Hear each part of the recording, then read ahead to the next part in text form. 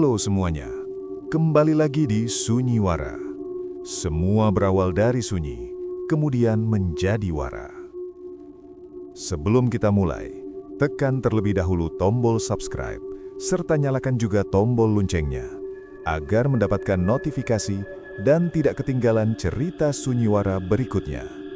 Dan juga, tekan tombol like, share video ini ke teman-teman kalian.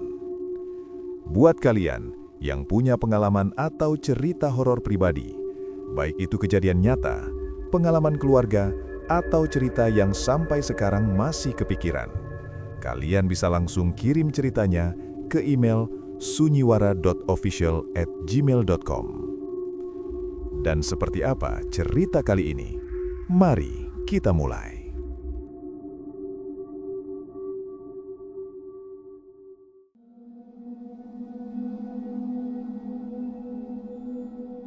Malam kedua datang lebih cepat dari yang seharusnya. Sejak maghrib, suasana gang sudah terasa lebih sepi dibanding biasanya. Tidak ada anak-anak bermain, tidak ada suara televisi dari rumah-rumah sekitar. Bahkan, suara motor yang biasanya lewat 1-2 kali sebelum tengah malam sama sekali tidak terdengar. Seolah ujung gang itu terlepas dari lingkungan di sekitarnya. Aku mencoba mengalihkan pikiran dengan bekerja di meja kecil ruang tengah. Laptop menyala, lampu terang, musik pelan dari speaker. Selama ada suara, rasanya rumah itu masih normal.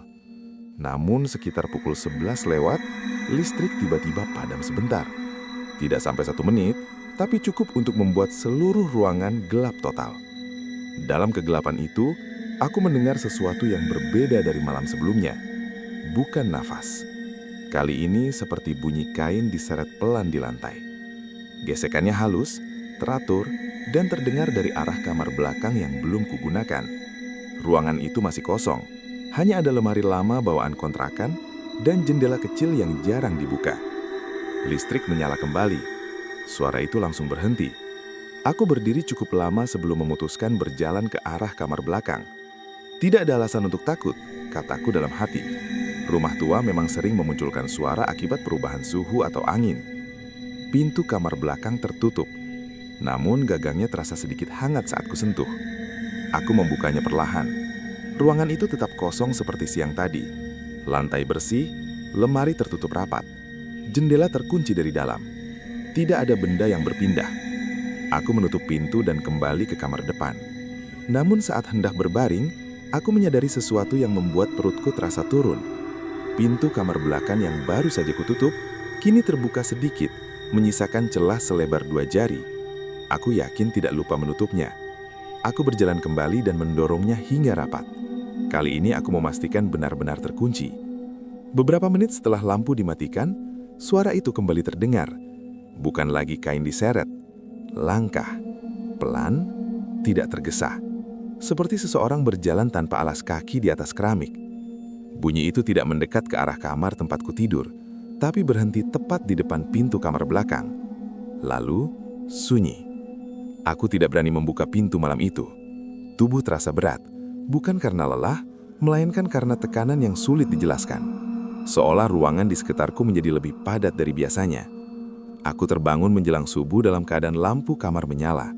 Padahal, aku ingat jelas mematikannya sebelum tidur. Dan yang lebih mengganggu, pintu kamar belakang sudah terbuka lebar. Saat aku berdiri di ambang pintu kamar, pandanganku langsung tertuju pada lantai kamar belakang. Di sana, tepat di tengah ruangan kosong itu, terdapat bekas geseran panjang membentuk setengah lingkaran. Seperti seseorang pernah duduk di lantai dan memutar tubuhnya perlahan. Tidak ada debu yang menempel pada bekas itu, seolah lantai tersebut baru saja digunakan. Sore harinya aku memberanikan diri bertanya pada pemilik kontrakan lewat telepon. Ia terdengar santai, bahkan sedikit terlalu cepat menjawab ketika kutanya sudah berapa lama rumah itu kosong. Tidak lama, katanya singkat. Penyewa sebelumnya pindah mendadak. Kenapa pindah? Beberapa detik hening di ujung telepon. Katanya tidak cocok. Jawaban itu terdengar terlalu sederhana. Malam kedua belum benar-benar selesai ketika aku mulai menyadari satu hal. Rumah ini bukan hanya memunculkan suara secara acak. Ada pola, ada area tertentu yang menjadi pusatnya. Kamar belakang. Dan setiap suara selalu berhenti tepat di depan ruangan itu. seolah ada sesuatu yang menunggu di dalamnya. Kontrakan itu sebenarnya tidak terlihat menyeramkan. Letaknya di ujung gang sempit yang hanya cukup dilalui satu motor. Dindingnya cat krem yang sudah mulai mengelupas, pagar besinya berkarat di bagian bawah, dan lampu terasnya menyala redup meskipun siang hari. Kalau hanya lewat sekilas, orang mungkin tidak akan berpikir apa-apa. Hanya rumah tua yang belum sempat direnovasi. Yang membuatnya berbeda adalah harga sewanya. Di daerah yang sudah padat dan dekat ke pusat kota, harga yang ditawarkan terlalu murah untuk ukuran 2 kamar dan 1 ruang tengah. Bahkan pemiliknya tidak banyak bertanya saat aku datang melihat-lihat. Tidak ada syarat aneh, tidak ada survei panjang. Uang muka dibayar, kunci langsung diberikan. Tetangga sekitar tidak banyak bicara. Mereka hanya memperhatikan saat aku memindahkan barang. Beberapa wajah terlihat ingin mengatakan sesuatu, tapi urung. Seorang ibu yang rumahnya tepat di seberang hanya sempat berkata pelan, "Kalau malam, jangan terlalu sering keluar." Aku mengangguk tanpa benar-benar memahami maksudnya. Hari pertama berjalan biasa saja. Aku menata kasur lipat di kamar depan, memasang kipas angin kecil, dan membersihkan dapur yang jarang dipakai. Tidak ada bau aneh, tidak ada sudut yang terasa ganjil. Bahkan aku sempat berpikir mungkin cerita-cerita soal kontrakan murah itu hanya sugesti. Malam pertama datang tanpa tanda. Sekitar pukul 11, suasana gang sudah sunyi. Motor terakhir terdengar lewat sebelum akhirnya benar-benar sepi. Angin tidak terlalu kencang, tapi ada suara seperti gesekan ringan di atap seng. Kupikir hanya ranting pohon di belakang rumah yang tersentuh angin. Aku mencoba tidur lebih cepat karena besok harus kerja pagi. Namun sekitar tengah malam, aku terbangun bukan karena suara keras, melainkan karena rasa seperti ada perubahan tekanan udara di dalam kamar. Bukan dingin, bukan panas, hanya perasaan bahwa ruangan menjadi sedikit lebih sempit. Aku membuka mata perlahan. Kamar gelap, hanya cahaya samar dari luar jendela. Tidak ada apa-apa di dalam ruangan. Lemari tetap di tempatnya, pintu tertutup. Tidak ada bayangan bergerak. Lalu aku mendengar sesuatu. Bukan langkah, bukan suara pintu. Lebih seperti tarikan nafas yang sangat pelan. Aku menahan nafas, mencoba memastikan itu bukan suara dari tubuhku sendiri. Tapi nafas itu terdengar lagi. Seolah ada orang lain di ruangan yang sama, berdiri cukup jauh, hanya mengamati. Aku bangkit dan menyalakan lampu. Ruangan kembali normal. Sepi. Hanya suara kipas angin yang berputar pelan. Malam itu aku tidak bisa tidur lagi. Keesokan harinya aku mencoba bersikap rasional. Kontrakan tua memang sering memunculkan suara aneh. Kayu memuai, atap mengembang, tikus mungkin lewat di plafon. Semua bisa dijelaskan. Namun saat aku hendak berangkat kerja, sesuatu menarik perhatianku. Di depan pintu kamar, tepat di lantai keramik yang semalam ku bersihkan, ada bekas seperti jejak telapak kaki samar. Bukan kotor, bukan basah. Hanya perbedaan warna tipis. Seperti lantai itu pernah diinjak seseorang yang berdiri terlalu lama. Aku yakin aku tidak berjalan tanpa sendal malam itu. Jejak itu hanya satu, menghadap ke arah kasur. Sore harinya saat pulang kerja, ibu tetangga seberang rumah memanggilku lagi. Kali ini ia tidak terlihat ragu. "Kamu tidur nyenyak semalam?" Aku terdiam beberapa detik sebelum menjawab. "Lumayan." Ia menatap pintu rumahku sebentar lalu kembali menatapku. "Kalau dengar apa-apa, jangan ditanggapi. Anggap saja rumah itu sedang menyesuaikan." "Menyesuaikan apa?" tanyaku. Ia tidak menjawab, hanya tersenyum tipis dan masuk kembali ke rumahnya. Malam kedua belum datang, tapi aku sudah merasakan sesuatu yang berbeda. Kontrakan itu bukan sekedar bangunan kosong yang lama tidak dihuni. Ada kesan seperti rumah itu memperhatikan penghuninya yang baru. Dan jika memang benar begitu, aku belum tahu apa yang sedang ia nilai dariku. Sejak pagi, pikiranku tidak benar-benar lepas dari kamar belakang itu. Setengah lingkaran di lantai terus terbayang, seperti jejak sesuatu yang tidak terlihat. Aku mencoba menenangkan diri dengan membersihkan rumah lagi, menyapu, mengepel, bahkan memindahkan beberapa barang agar ruang tengah terasa lebih hidup. Namun semakin rapi rumah itu terlihat, semakin jelas perbedaan suasana antara bagian depan dan kamar belakang. Menjelang sore, cahaya matahari masuk tipis melalui jendela kecil di kamar itu. Aku berdiri cukup lama di ambang pintu, sebelum akhirnya memutuskan masuk. Ruangan itu sebenarnya tidak besar, Hanya cukup untuk satu kasur tipis dan lemari kayu tua yang catnya sudah mengelupas di beberapa sudut. Lemari itu yang paling mengganggu. Sejak hari pertama, aku tidak pernah benar-benar menyentuhnya. Ada sesuatu pada permukaannya yang terasa berbeda, seperti kayu yang menyerap terlalu banyak kelembapan atau terlalu lama tertutup. Gagangnya berwarna kusam, dengan sedikit goresan di sekelilingnya. Aku menarik nafas panjang sebelum membuka pintu lemari itu. Engselnya berbunyi pelan, bukan suara keras seperti benda berkarat, melainkan bunyi pendek yang terdengar terlalu halus untuk ukuran lemari setua itu. Bagian dalamnya kosong, hanya papan kayu dan bau lembab tipis. Namun di bagian dasar lemari, tepat di sudut kanan bawah, terdapat lipatan kecil kertas yang tampak diselipkan di antara papan dan dinding belakang. Aku berlutut dan menariknya perlahan. Kertas itu kusut, seperti pernah diremas dan dibuka kembali. Tulisan di dalamnya tidak rapi, tinta sedikit memudar, tapi masih terbaca. Aku tidak sendiri di kamar ini. Kalimat itu berdiri sendiri, tanpa nama, tanpa tanggal. Tanganku terasa dingin saat membacanya. Tulisan itu tidak terlihat seperti catatan lama yang sudah bertahun-tahun. Kertasnya masih cukup baru, tidak menguning. Aku menutup lemari perlahan dan duduk di lantai kamar belakang, mencoba mencerna apa yang baru saja kubaca. Jika penyewa sebelumnya memang meninggalkan catatan itu, artinya ia tidak pindah hanya karena tidak cocok. Ia mengalami sesuatu, dan kemungkinan besar di ruangan ini. Malam itu aku memutuskan untuk tidur di ruang tengah, bukan di kamar depan. Aku memindahkan kasur lipat dan membiarkan pintu kamar belakang tetap tertutup. Lampu sengaja tidak kumatikan sepenuhnya, hanya diredupkan agar tidak terlalu gelap. Beberapa jam pertama berlalu tanpa kejadian. Namun menjelang tengah malam, suara itu kembali. Bukan lagi langkah atau gesekan, melainkan bunyi ketukan ringan dari dalam kamar belakang. Satu kali, berhenti. Lalu dua kali. Ritmenya tidak beraturan, seperti seseorang mengetuk lantai dengan ujung jarinya. Aku menahan nafas, mencoba meyakinkan diri bahwa itu mungkin suara kayu memuai atau pipa yang bergetar. Ketukan itu berhenti. Beberapa detik kemudian, terdengar suara yang lebih pelan, hampir seperti bisikan, namun terlalu samar untuk dipahami. Yang membuatku benar-benar membeku bukan suara itu, melainkan arah datangnya. Bukan dari dalam kamar belakang, melainkan di dekat lemari. Seolah suara itu berasal dari dalam kayu. Aku berdiri perlahan dan mendekati pintu kamar belakang. Tangan terasa berat saat meraih gagang pintu.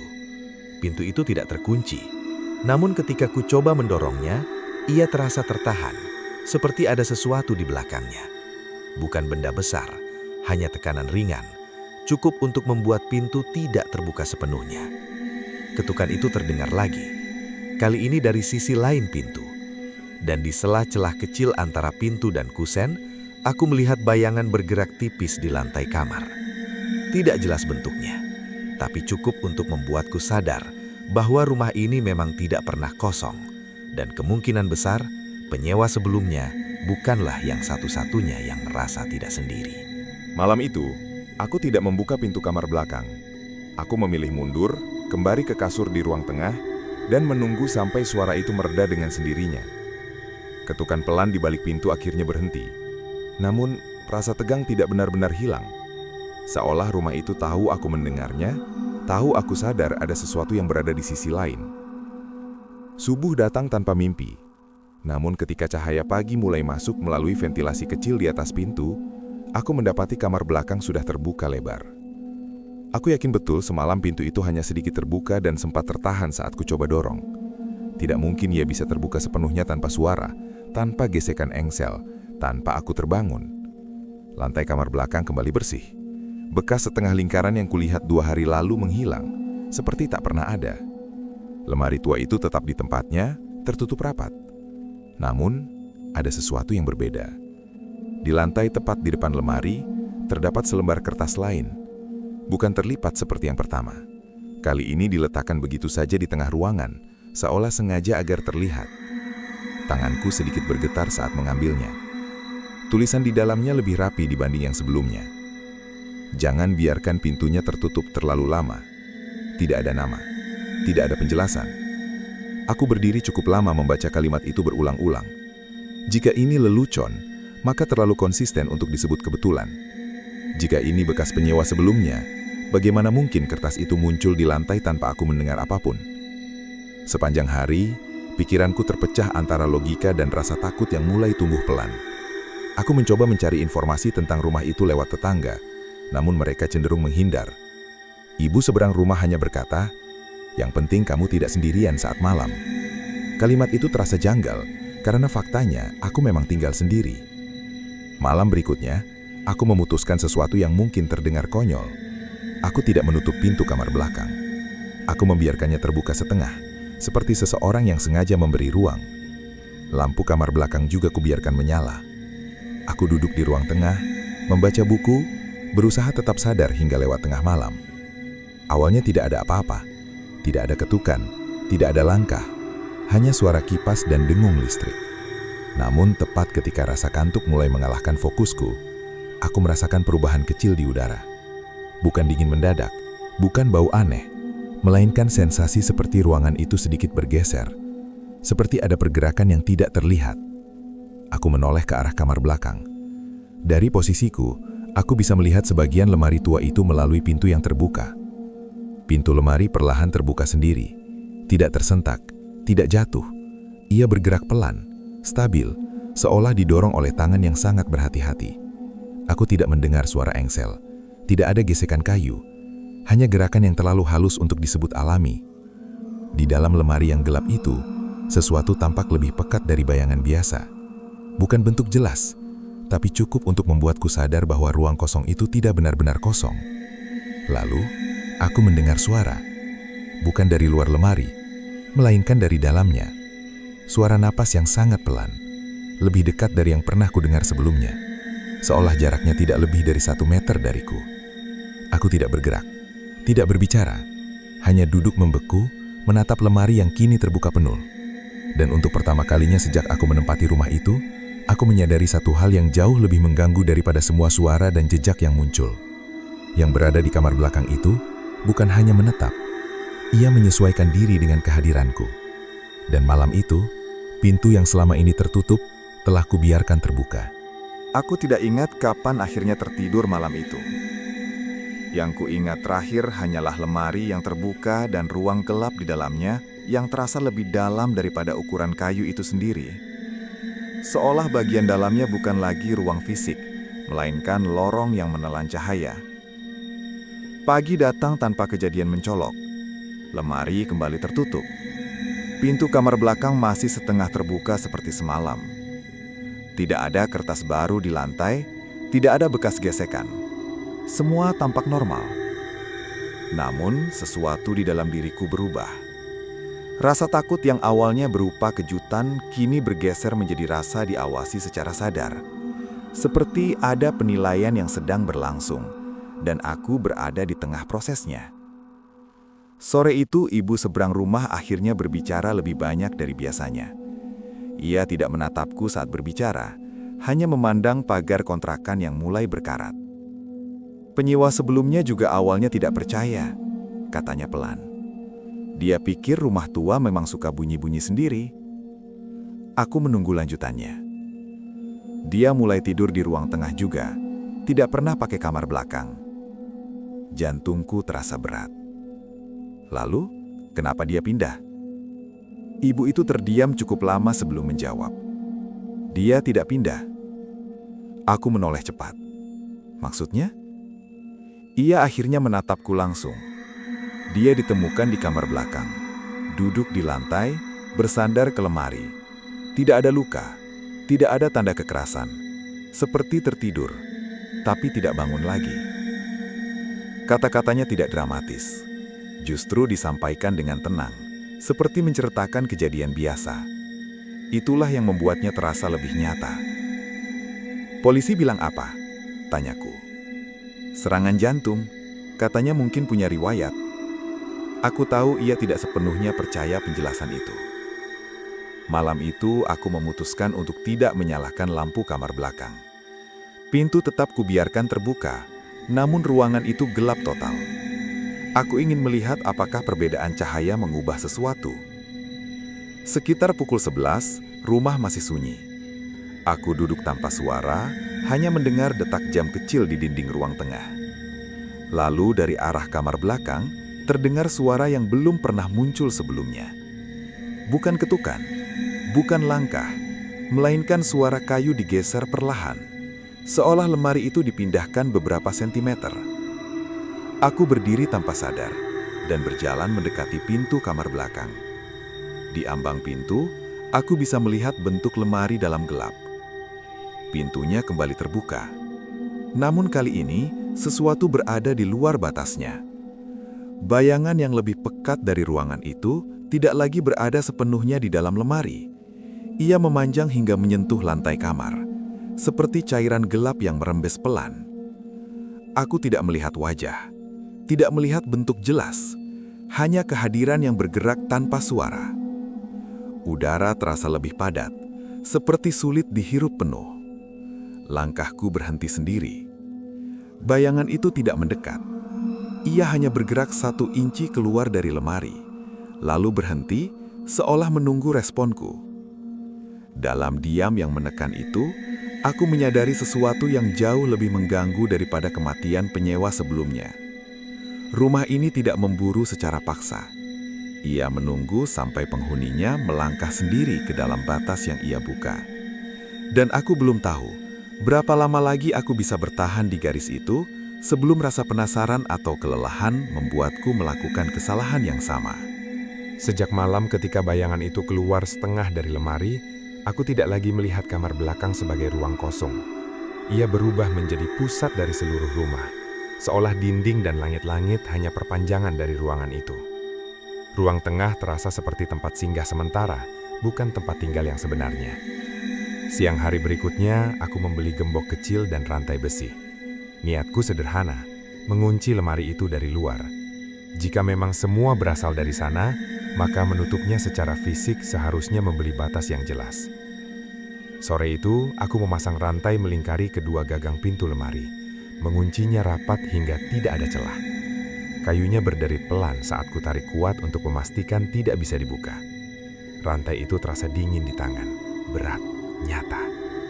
Aku berdiri beberapa menit menatapnya. Untuk pertama kalinya, ada rasa seperti aku sedang menantang sesuatu.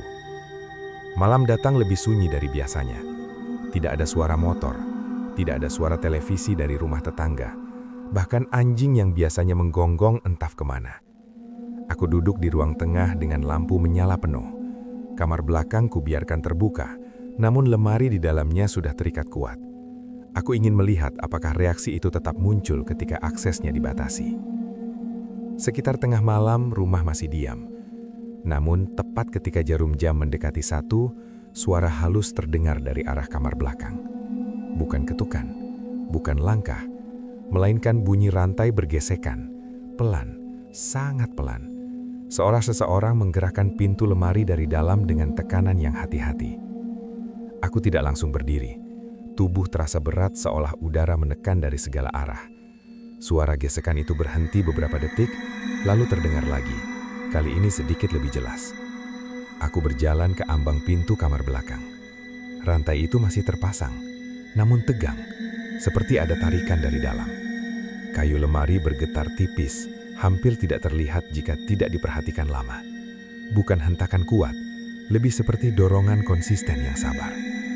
Aku tidak tahu dari mana keberanian itu datang, tapi aku melangkah masuk ke kamar belakang.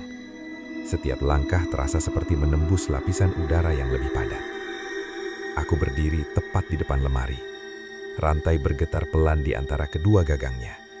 Dan di celah-celah kayu yang sangat tipis, terdengar suara nafas. Bukan di luar, bukan di belakangku, tepat dari balik papan kayu. Nafas itu tidak tergesa, tidak panik, hanya ada, seolah jaraknya tidak lebih dari beberapa sentimeter dari wajahku.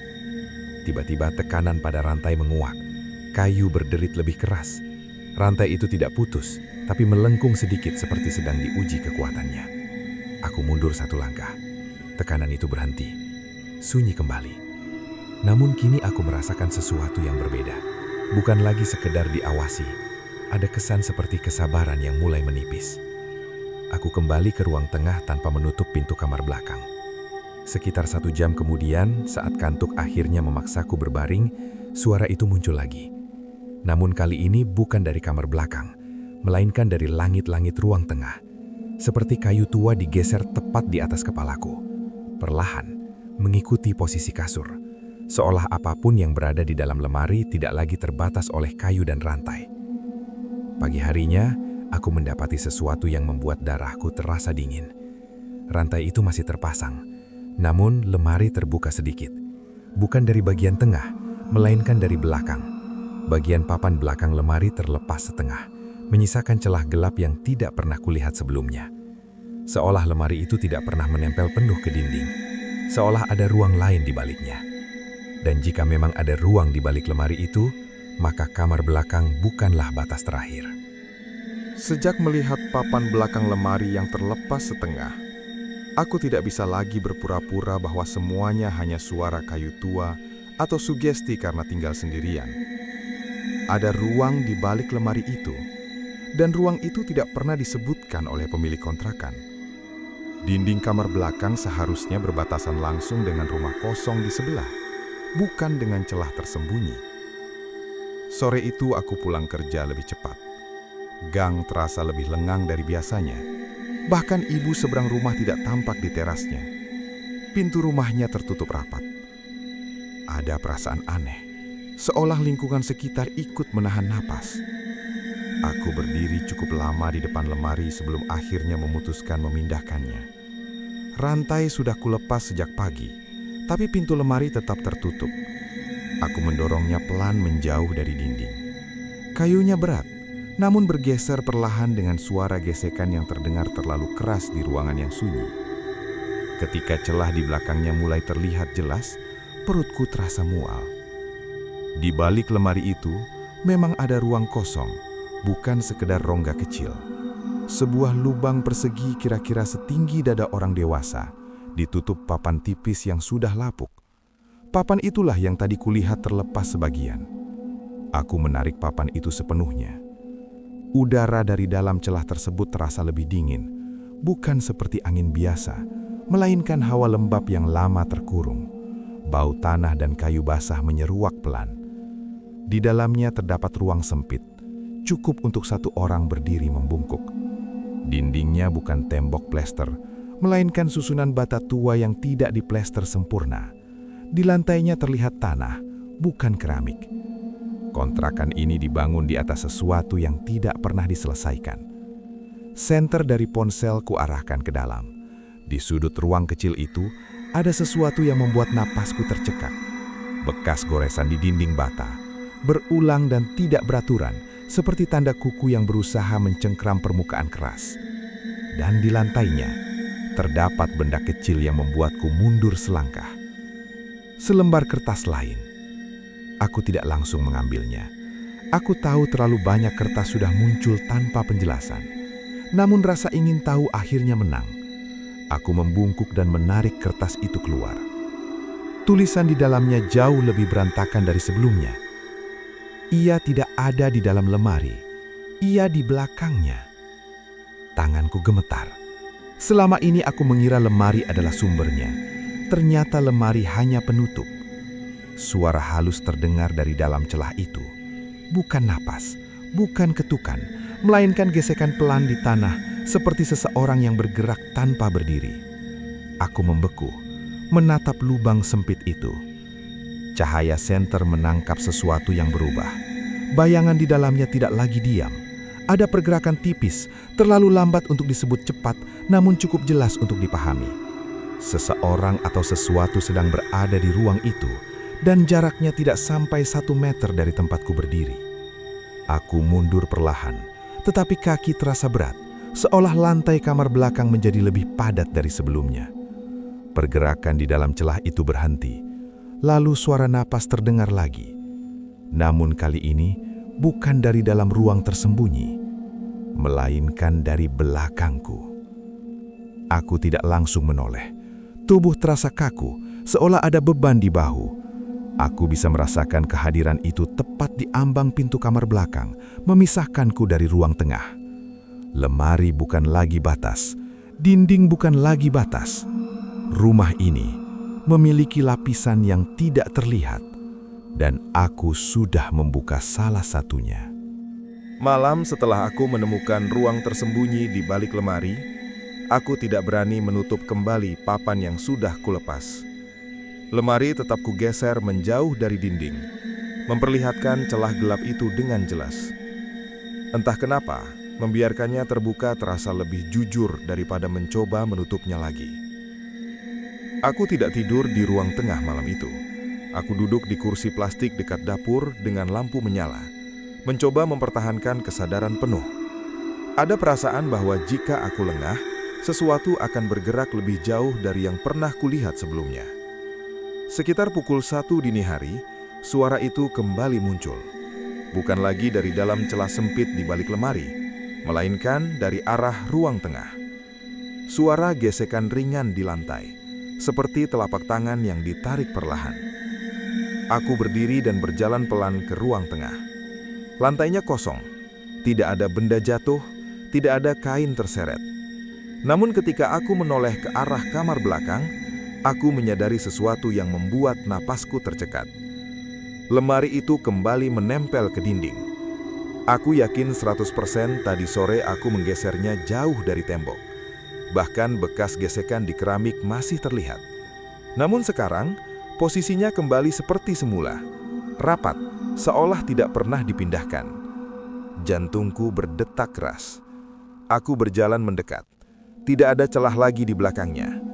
Papan lapuk yang tadi kulepas tidak terlihat dimanapun. Seolah ruang tersembunyi itu tidak pernah ada. Tanganku menyentuh sisi lemari, mencari bekas goresan atau tanda bahwa ia pernah bergeser. Tidak ada. Kayunya kembali utuh. Namun saat aku berbalik untuk meninggalkan kamar belakang, aku menyadari sesuatu yang lebih mengerikan daripada hilangnya celah itu. Dinding kamar belakang terlihat lebih panjang. Ruangan itu terasa lebih sempit. Jarak antara lemari dan pintu berkurang beberapa sentimeter, cukup untuk membuatku sadar bahwa bentuk kamar tidak lagi sama seperti yang kuingat. Aku melangkah keluar dengan pelan. Di ruang tengah, jam dinding menunjukkan pukul 1.37. Udara terasa berat, seperti menjelang hujan, meskipun di luar tidak ada suara angin. Lalu dari arah dinding yang berbatasan dengan kamar belakang, terdengar bunyi ketukan pelan. Bukan di pintu, bukan di lemari, di dalam dinding. 1 kali, berhenti, lalu 2 kali. Ritmenya lambat dan teratur, seperti seseorang yang mencoba memastikan ia didengar. Aku tidak mendekat, aku tidak menjawab. Namun ketukan itu berpindah, dari dinding kamar belakang ke dinding ruang tengah, lalu ke arah dapur. Seolah sesuatu bergerak di antara lapisan rumah yang tidak terlihat. Pagi harinya, aku memberanikan diri bertanya lagi pada ibu seberang rumah. Kali ini ia tidak mengelak. Tanah di situ dulu bukan kosong, katanya pelan. Sebelum kontrakan dibangun, ada bangunan lama yang tidak pernah selesai. Katanya ada ruang bawah tanah yang ditutup karena longsor kecil. Ditutup bagaimana? Tanyaku. Tidak pernah benar-benar ditutup, jawabnya. Matanya menatap ke arah rumahku. Kalimat itu menggantung lama. Jika benar ada ruang bawah tanah yang ditimbun, maka celah di balik lemari mungkin bukan ruang tambahan. Itu mungkin pintu ke bagian yang tidak pernah benar-benar hilang. Malam itu, aku menyadari satu hal yang lebih mengerikan daripada suara atau bayangan. Ruang tersembunyi itu tidak selalu berada di tempat yang sama. Ia muncul di balik lemari, lalu hilang. Dinding terasa bergeser, ketukan berpindah-pindah. Rumah ini bukan sekedar memiliki ruang tambahan. Ia memiliki struktur yang berubah. Dan jika bentuknya bisa berubah, maka batas antara aku dan apapun yang berada di dalamnya juga bisa menghilang sewaktu-waktu. Sejak ibu seberang rumah menyebut soal ruang bawah tanah yang hanya ditimbun, pikiranku tidak pernah benar-benar tenang. Aku mulai memperhatikan setiap sudut lantai, setiap perbedaan tinggi keramik, setiap retakan kecil yang sebelumnya tak berarti. Rumah itu tidak lagi terasa seperti bangunan, melainkan seperti lapisan tipis yang menutup sesuatu yang lebih tua dan lebih dalam. Malam itu hujan turun pelan. Tidak deras, tapi cukup untuk membuat gang di depan rumah menjadi basah dan sunyi. Aku berdiri di ruang tengah tanpa menyalakan lampu, hanya mengandalkan cahaya samar dari luar. Aku ingin melihat apakah dalam gelap rumah ini menunjukkan bentuk aslinya. Sekitar pukul 12 lewat, suara yang selama ini berpindah-pindah itu kembali terdengar. Namun kali ini bukan ketukan atau gesekan. Suaranya lebih berat, seperti tanah yang digeser perlahan. Bunyi itu datang dari bawah kakiku. Aku membeku. Lantai ruang tengah yang selama ini terasa padat kini terdengar berongga. Ada getaran tipis, sangat halus, tapi cukup untuk membuat gelas di atas meja bergetar pelan. Suara itu berhenti. Beberapa detik kemudian, tepat di tengah ruang tengah, salah satu keramik terdengar retak halus. Bukan pecah keras, melainkan seperti tekanan dari bawah yang mencoba keluar. Aku mundur satu langkah. Retakan itu membentuk garis kecil, lalu berhenti. Tidak ada tanah yang muncul. Tidak ada lubang besar, hanya satu garis tipis yang tidak pernah ada sebelumnya. Aku menatapnya lama, dan di saat itulah aku menyadari sesuatu yang lebih mengerikan daripada suara dari bawah. Kamar belakang terasa lebih dekat, bukan secara perasaan, tapi secara fisik. Pintu kamar belakang yang biasanya berjarak beberapa langkah kini hanya 2 langkah dari tempatku berdiri. Aku tidak memindahkan apapun, namun ruang itu menyusut perlahan, seperti rumah ini sedang menarik dinding-dindingnya mendekat. Lemari tua masih menempel ke dinding, namun di lantai tepat di depannya muncul garis retakan lain. Kali ini membentuk setengah lingkaran kecil, persis seperti bekas yang kulihat di hari-hari pertama. Suara dari bawah terdengar lagi, lebih jelas, seperti tarikan nafas panjang yang teredam oleh tanah.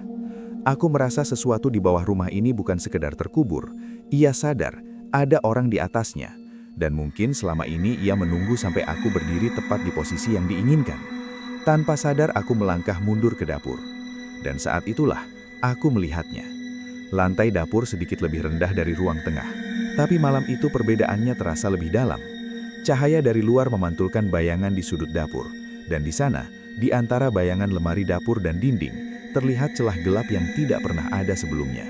Bukan di belakang lemari kamar, bukan di dinding, di lantai dapur. Seperti mulut kecil yang terbuka tipis. Aku mendekat perlahan. Udara di sekitarnya lebih dingin. Suara nafas itu kini terdengar jelas dari dalam celah tersebut.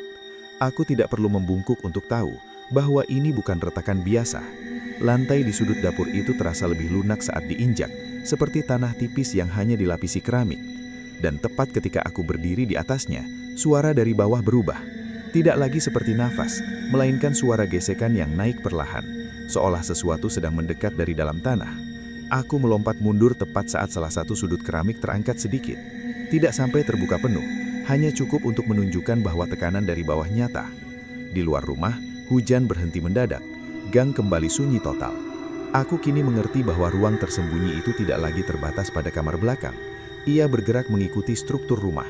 Ia muncul di tempat yang ia pilih. Dan malam itu, ia memilih berada tepat di bawah dapur. Malam itu, aku tidak lagi mencoba mencari penjelasan logis. Retakan di lantai ruang tengah, sudut dapur yang terangkat, jarak kamar belakang yang menyusut, semuanya terlalu konsisten untuk disebut kebetulan. Rumah ini tidak rusak, ia bergerak. Aku duduk bersandar di dinding ruang tengah, tepat di antara dapur dan kamar belakang, mencoba merasakan perubahan sekecil apapun. Hujan sudah berhenti, gang di luar sunyi, dan tidak ada satupun suara dari rumah tetangga. Seolah ujung gang ini terlepas dari kota. Sekitar pukul 1 lewat, suara dari bawah dapur kembali terdengar. Kali ini bukan gesekan pelan, melainkan tekanan yang jelas. Keramik di sudut itu terangkat sedikit lebih tinggi, menciptakan celah gelap yang cukup untuk mengeluarkan udara lembab dari bawah. Bau tanah basah memenuhi ruangan. Aku berdiri perlahan dan mendekat. Celah itu tidak terlalu besar, tapi cukup untuk melihat bahwa di bawah lapisan keramik memang ada tanah, bukan fondasi beton penuh seperti rumah pada umumnya. Tanah itu tidak padat, ia terlihat seperti pernah digali dan ditimbun kembali. Suara nafas itu muncul lagi. Tidak dari kamar belakang, tidak dari lemari, dari bawah lantai. Dan untuk pertama kalinya, aku mendengar sesuatu yang lain menyertainya. Suara gesekan seperti kuku menyentuh tanah. Aku mundur beberapa langkah. Retakan di ruang tengah kini membentuk garis yang menyambung ke arah dapur. Seolah rumah itu sedang menggambar jalur menuju satu titik pusat. Aku teringat ucapan ibu segerang rumah sore itu, tentang bangunan lama, tentang ruang bawah tanah yang hanya ditimbun, bukan ditutup. Tanpa banyak pikir, aku keluar rumah dan mengetuk pintu rumahnya. Ia membukakan pintu dengan wajah yang seolah sudah menunggu. Sudah mulai bergerak? Tanyanya pelan. Aku hanya mengangguk. Ia menghela nafas panjang. Dulu, sebelum kontrakan itu dibangun, ada keluarga yang tinggal di bangunan setengah jadi di situ. Mereka menggali ruang bawah tanah untuk gudang, tapi tanahnya labil. Longsor kecil terjadi malam hari. Salah satu anggota keluarga tertimbun, tidak pernah ditemukan sepenuhnya. Kenapa tidak dibongkar total? Karena pemilik tanah menimbun dan menjualnya cepat. Rumah di atasnya dibangun untuk menutup cerita. Kalimat itu terasa seperti kunci yang membuka semuanya. Rumah ini bukan dihuni sesuatu yang datang belakangan. Ia dibangun di atas seseorang yang tidak pernah benar-benar keluar. Aku kembali ke kontrakan dengan perasaan yang berbeda. Bukan lagi sekedar takut, tapi sadar bahwa selama ini yang terjadi bukan usaha untuk keluar, melainkan usaha untuk membuatku turun. Ketika aku masuk, celah di dapur sudah lebih lebar. Keramiknya terangkat miring. Tanah di bawahnya terlihat jelas, dan di permukaannya ada bekas geseran yang baru. Kamar belakang kini hampir menyatu dengan ruang tengah. Dinding seperti bergeser beberapa sentimeter lagi. Rumah ini memang sedang mempersempit ruangku. Aku berdiri cukup lama menatap celah itu. Ada dua pilihan yang jelas di kepalaku. Tetap di sini dan mencari tahu lebih jauh, atau pergi sekarang sebelum lantai itu benar-benar runtuh. Tapi saat aku hendak mengambil tas dan keluar, suara dari bawah berubah. Bukan lagi nafas atau gesekan, melainkan suara lembut yang hampir menyerupai bisikan. Bukan kata yang jelas, tapi cukup untuk terasa seperti panggilan. Suara itu tidak mengancam, tidak memaksa. Ia terdengar seperti seseorang yang lelah berada di bawah terlalu lama. Dan saat itulah, aku menyadari kesalahan yang mungkin sudah dilakukan penyewa sebelumnya. Ia mungkin mencoba melihat lebih dalam. Aku tidak. Aku melangkah keluar rumah tanpa menoleh lagi.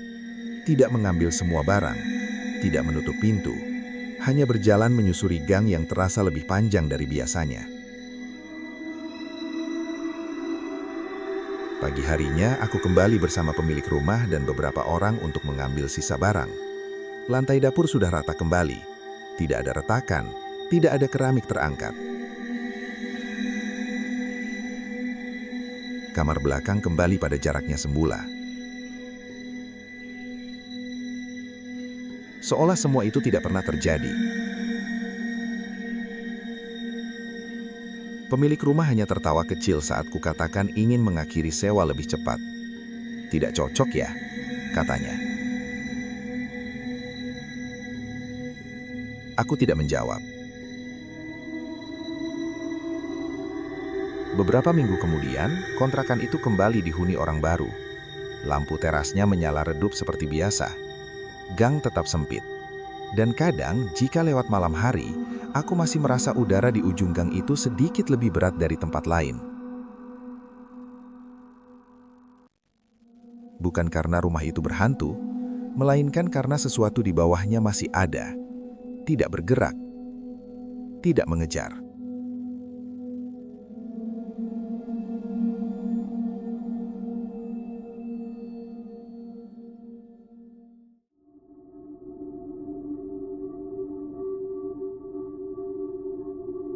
Dan itulah akhir dari cerita kali ini. Menurut kalian gimana? Kalau kalian ngerasa cerita ini nggak cuma sekedar serem, tapi juga ninggalin rasa aneh, rasa kayak ada yang merhatiin dari kejauhan, maka mungkin kalian bukan satu-satunya yang dengar cerita ini malam ini.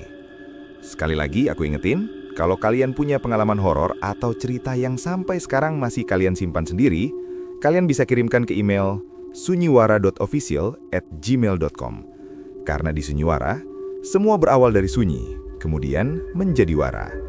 Aku pamit, sampai ketemu di cerita Sunyiwara berikutnya. Dan ingat, kalau malam makin sunyi, belum tentu kalian benar-benar sendiri.